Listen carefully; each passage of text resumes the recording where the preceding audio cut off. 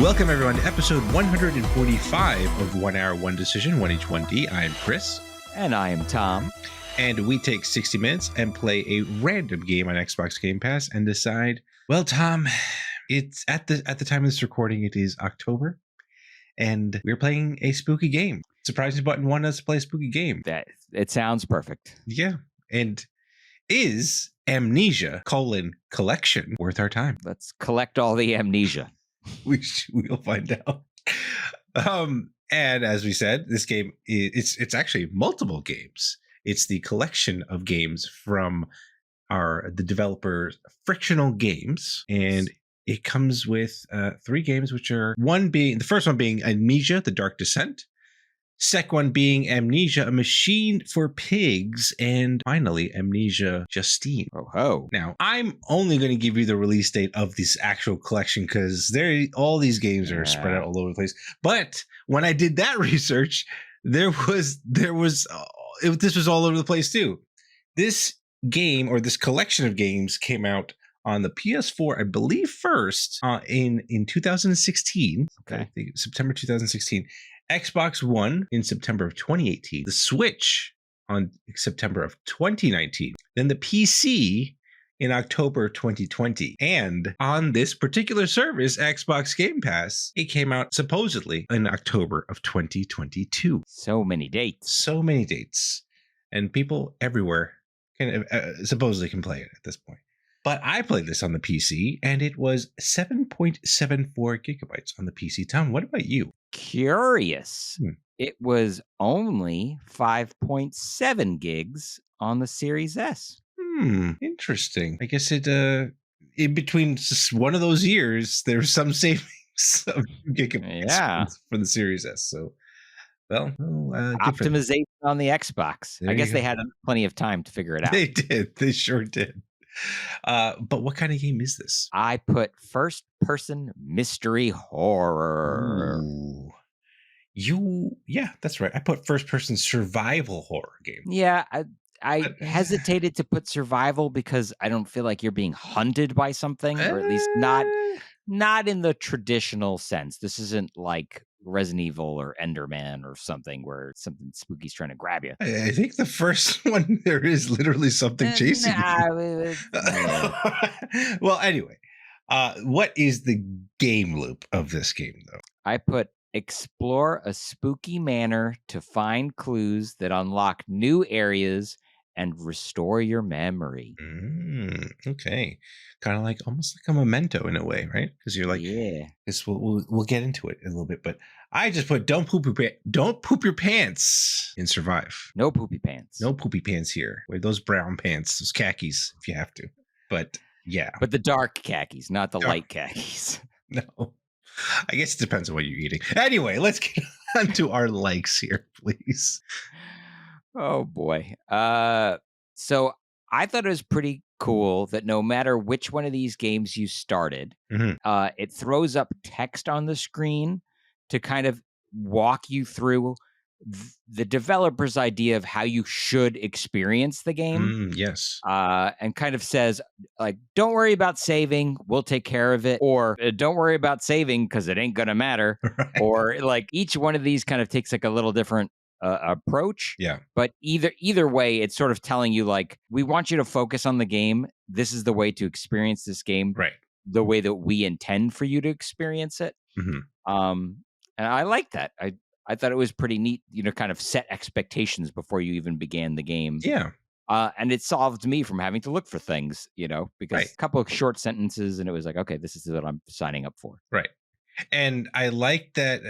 I think we've dealt with this before in other games where there are certain experiences or certain difficulty levels that come up where they want the hard mode is the mode that they will say is what they intended you to go and play. Whereas here it was just, again, like, to your point, it just says, hey, normal is how we want you to play it. If you want to have a more challenging experience, try it out in hard. I was like, that makes sense. Everything's logically set up in this game. So, okay. Yeah. Okay. Yeah. Continuing on that thread, I think the game has a no nonsense sort of menu at loadout. It's a collection, right? Yeah. So the collection screen loads up, and then it's like, do you want to play this or this or this? So it makes it very easy to pick up and play, very Mhm. easy to start. You just select which one of these three stories you want to play, and you're off to the races. Yeah. Yeah, you are, well, in this case, something's chasing you, so you're running for your life. But yeah. And so the way I structured my hour, Tom, I don't know how Okay. you did it, but I split my time up with the three games. Oh, that was very bold of you. Yeah. Actually, I feel like I was I think I won in this particular scenario because I didn't get too far into all the games to get really scared. But Aha. from the time that I did play, though, all three of them definitely have a great sense of using audio, especially because I was wearing headphones, and they tell you to use headphones too, and it does a fantastic job of using that spatial audio, so to speak. And yeah, it was very creepy. It was very creepy. It really got you. It really got you going. I like there were times when I was playing through this game, and like you hear your footsteps and all Yeah. that stuff, but then every once in a while you hear like another set of footsteps, and you're like, what was that? And you like turn around, and you're like, there's no one here. So the game is always messing with you, always, like every single one of them in some way, shape, or form. So I was like, okay, all right. So I couldn't agree with you more. I didn't play with headsets on, so maybe I missed some of those little noises. So mhm. it sounds like that's the way to do it. If anybody's curious, Yeah, um, if that's your thing to get scared, then yes. yeah, which is right. It's October. Yeah, That's kind of the point. right. Um, but I think even without the headset, very good use of using the camera, Hmm. using the sounds, just creating a very uneasy, dreadful experience because Right. there is this looming threat. You start to get like it's like your character's sick or drunk or Hmm. something. Hmm. They call it sanity. Yeah. I think it's a really cool mechanic. It definitely creates those spooky vibes. It reminds me of Eternal Darkness, which is Mm, one of my favorite games of all time. yeah. It's a GameCube game, if anybody is curious. Uh, Silicon Knights, was that before yes, Silicon Knights or no? Okay. I think you're right. Okay. It's been a very long It time. has, yeah. But it's just such a good game where the game messes with you. Yeah. That's the best way to describe it is the game is messing with you. The way they manage it here is that if you're alone in the darkness for too long, you start to get more insane, Hmm. lose your sanity. Oh, yeah. And then turning on the lights, solving puzzles, getting closer to your objective fills this sanity meter. And kind of going along with this, you never see the sanity meter. It's the HUD Yeah. doesn't exist. There's no real HUD. So it creates a very real sense of immersion where like there's not really anything on the screen unless you're like mousing over an interactable object or something. Right. So you're not looking at your health. You're not looking at a meter that shows you how, full or how much sanity you have left or anything like that. It just really kind of pulls you into the experience, which Yeah, is certainly the objective. So they nailed it. definitely. And man, the whole, I mean, I'm surprised about this game in the sense that there's actual voice acting in it. Yeah. So I was like, okay, like they really did their, like, when you're reading it, well, when you're not reading the notes, but like going through particular cutscenes and stuff like that, those are fully voice acted, and it was kind of cool to see that. And I gotta say, like, for a game that I guess is fairly old, I think this came out actually the original game came out back, I think, in 2010 or something like that. And it did a pretty good job, like the physics, right? Like, you interact, anything that you were interacting with. I thought even like opening the door using my mouse, like how you can kind of slowly pull it open, slowly close it, stuff like that. Just nice. It was like a nice little touch, I thought. Yeah. So it's cool. It was cool to just have that kind of interactability with things. And like even the drawers, you can slide them slowly open and close them and stuff like that. So you only played the first one in here? Yes. Okay. I spent my whole hour on the first one until Well, I guess I could talk about it in the Yeah. dislikes. I don't know if you're ready to move on. One other thing, I just thought that the lore, like, just again, we kind of talked about the theme, the lore about this stuff, this world. It did a very good job of like getting you right into it, and Yes. then like, you know, the notes were not particularly like, because there are notes that you have to read and like kind of understand. Like, I thought it was very interesting that you're writing notes to yourself. Spoiler Yeah. if you haven't played it, but yeah, you're right. Like, so that got me the Memento vibe, like right there. And Yeah. I think they actually call it Memento in the game. Yes. Yes, they do. So it's like, it's just stuff like that. I thought that was kind of cool. And I'll say this now because it's kind of seesawing between my likes and dislikes here. Sure. But good segue material. yeah, but this game definitely gave me nostalgia vibes of like an early 2000s first person game. The way it looked and stuff like that. So but yeah, let's go into those dislikes then. Well, I put game definitely shows its age. Old game looks old. Yeah. Right? Like, I mean, it looks like a game from that era. Oh yeah. So, I mean, I guess, you know, set your expectations there. Yeah, I was like, man, it's like I was trying to think of like what games this kind of reminded me. I was like, is this like does Quake look this bad or something? Like, you know what I'm saying? Like, is that? I don't know. I guess it helps that it's in first person. Right. I guess it helps that it is supposed to be kind of dark and spooky, and the game is kind of dark, so it hides some of the blemishes of it. Mm-hmm. It's interesting to me that you liked the controls. Did you play on the mouse and keyboard? I did. So I don't think that those controls translated all that well to the Xbox controller. I think some of it is like button choice. Mm-hmm. Like the confirm button is not the confirm button that you would know. Like what you want to instinctively hit to hit OK is not what you want to hit to pick something up or to agree to something. What is it like on the controller? Is it X? Oh, instead of A. Interesting. Right? Like you would think your hand kind of naturally rests on A. Yeah. So that's the button. If you're going to be pressing a button all the time, yeah. Why is it, you know? Yeah. I don't know. No, it was a weird choice. I agree. Like that. I mean, well, I was thinking about trying it on the controller for a little bit, but I'm like, it's a first person game and stuff like that. So I was like, let me just stick with the mouse and keyboard. But Tom, it is a first person game, and you don't see your feet in this game. For shame. For shame. Because like the other thing that it's frustrating also, because this is a game that at least in the Dark Descent, there's supposedly this shadow, this figure or something that is coming after you. And that kind of reminded me of like Alien Isolation, where you have to go and hide every once in a while, like get it, like if you have to. And I think the game even kind of tells you about that, like, you use your wits to outsmart this because you have no weapons. There's no weapons. So in that sense, like, you can open closets and get in there, and like if you can't, I thought also like you can get into like chests, like and hide in there too if you had to, but. If I can't see my feet, I can't really like judge if I'm actually in said, piece of hiding material. I don't know. So yeah, that was unfortunate. But yeah, I thought like the puzzles were not, because I tried all three games, especially the Justine one. There's like I was just like totally lost like what I was supposed to do. But like the Justine game was, I guess, like a DLC for Dark Descent.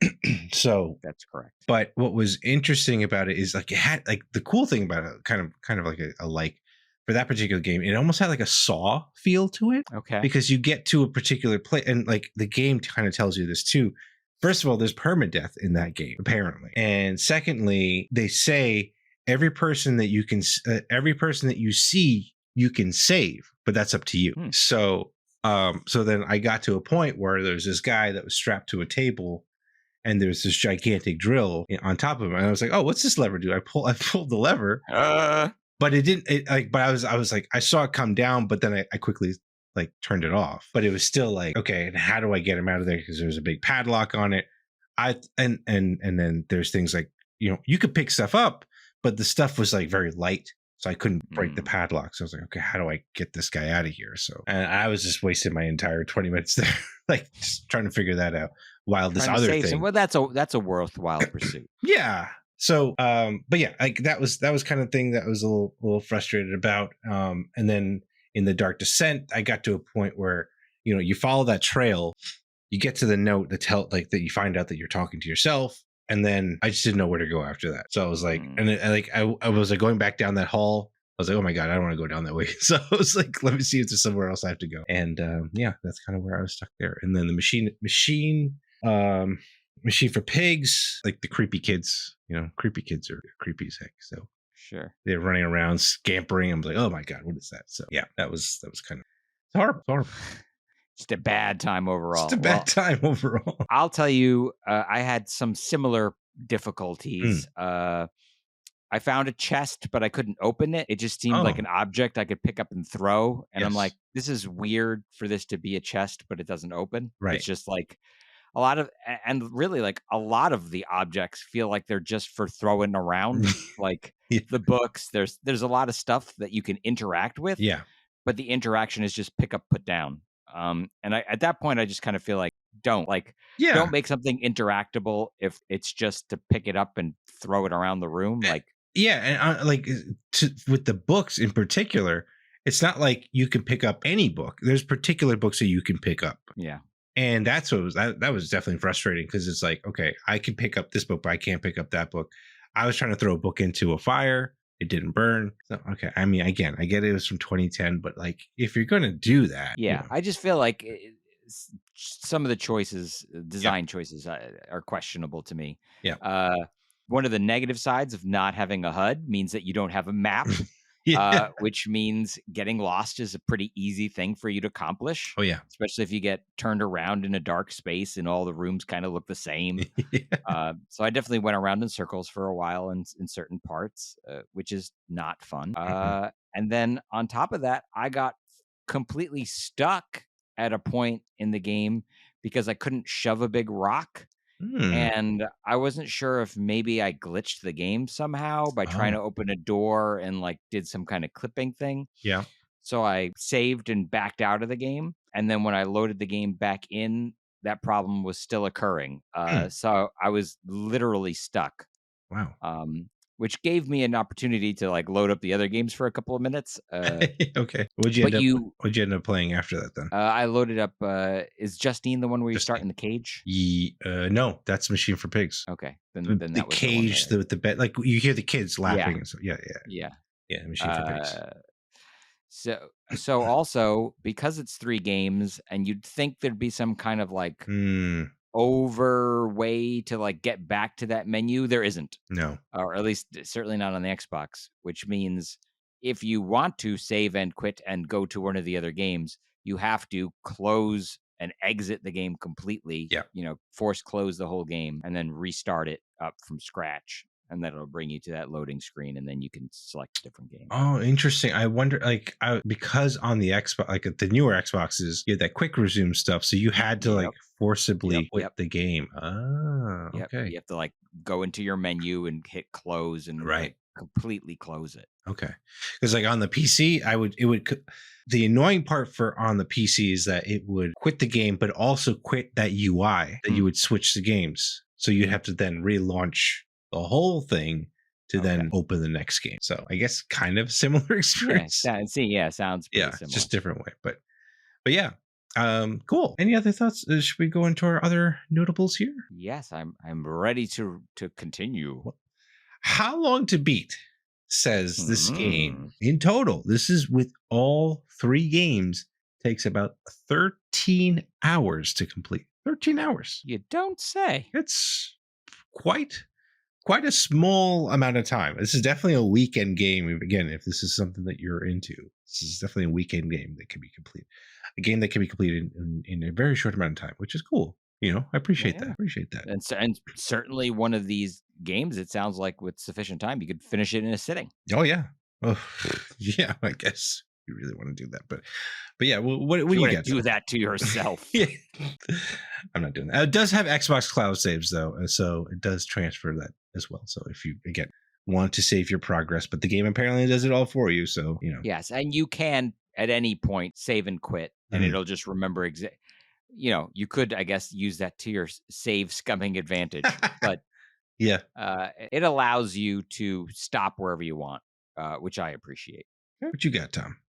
Okay, so I did a little digging. Mm-hmm. The game uses a proprietary engine called the HPL Engine 2, Mm. named after H.P. Lovecraft. Aha. Oh, okay. And so what's cool about that engine is that it is completely open source, Okay. which means that if you are a fan, you can make custom stories and basically just insert them into the game. Very cool. And apparently there's a community and people do that. So, hey, if you like spooky stories, it's more than just these games that are available. Nice. The game series itself was well received, and there are 2 more installments. So beyond what's here in the collection, Mhm. there's another game called Rebirth, and there's another one called The Bunker, Hmm. and the last one has combat in it.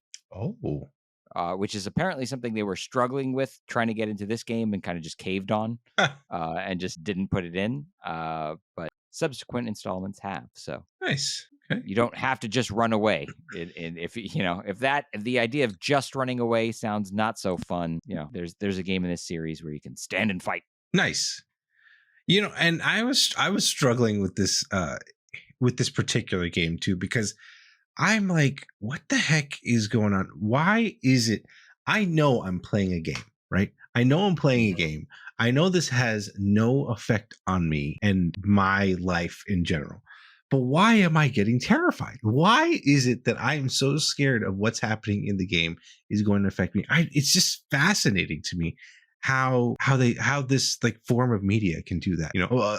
I mean, some could do it terribly, but some of them can do it really well. And I think this is an example of that. And again, this game doesn't have great graphics, but what it does with the audio, like, I mean, you could make this game completely black, like completely in the dark, and I'd still be terrified. I mean, maybe it's because I have some sort of fear of the dark there. Maybe that's the problem. But yeah, I don't know. But it's just fascinating to me how something like this can really mess with me. It's a testament to something well designed. Sure. They're aiming for a certain feeling, a certain experience, and I think they get there. They got there with the tools that they used. So definitely, Tom. But now we have to make our final decision here, don't we? Where we need to find out, is this a game that's going to be staying on our respective hard drives, or are we going to amnesia it from our head? Yeah, are we going to forget all about it? Yes. Well, I think this is kind of the perfect game for someone looking for something spooky to play, this time of year, the Halloween season. Yeah. I got the sense, with my hour that it isn't very long, and you've confirmed that for me now. So I'm feeling pretty good that I want to go back and finish this. Really? I know that's unusual for me, but I think they did. I think they really did a good job with creating a tone, and I'd like to do some things that are spooky this season. So here's the universe provides. It really did. The universe, in this case, the surprise button really provided for you, Tom. Unfortunately for me, I gotta say, look, the game does a great job. Like you said, this is a game that is perfect for this time of year. I think this is the first time this has happened to us, right? On our show, where we've landed on a creepy game during this particular time of year. Usually the surprise me button just wants to get Chris all riled up, and doesn't matter what time of year it is. Roguelites or Five Nights at Freddy's. That's probably what it is. But yeah, no. But this game, like I said, it does a great job. Even though it hasn't aged well from the graphics department. No. It is still a great experience for the people that are really into these kind of scary games. And this is not a game for me. I'll just say it like that. This is not a game for me. But I can understand why people would want this. But the lore really got me to try to learn more about it. And I did. I looked it up on YouTube. I found out the whole story that way. That was my way of experiencing. Okay. That was my way of experiencing this game. But for me to go back and play, I am not doing that. It's a hard pass for me. Yeah. So, but enough that you wanted to know what happens. Yeah, exactly. So that was kind of cool. But those are our thoughts. Let us know what you think of this game. Follow us and say hello on Twitter at TC1H1D. or shoot us an email at tc1h1d@outlook.com. Check out our next streams on Twitch at twitch.tv/1h1d. And if you're watching this podcast on YouTube, send us a comment down below, and maybe we'll try to respond to those.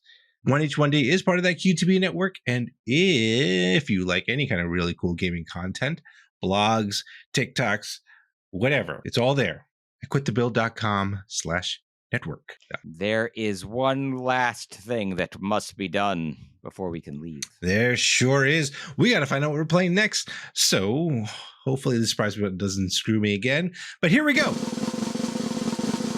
Let's see. Oh, no.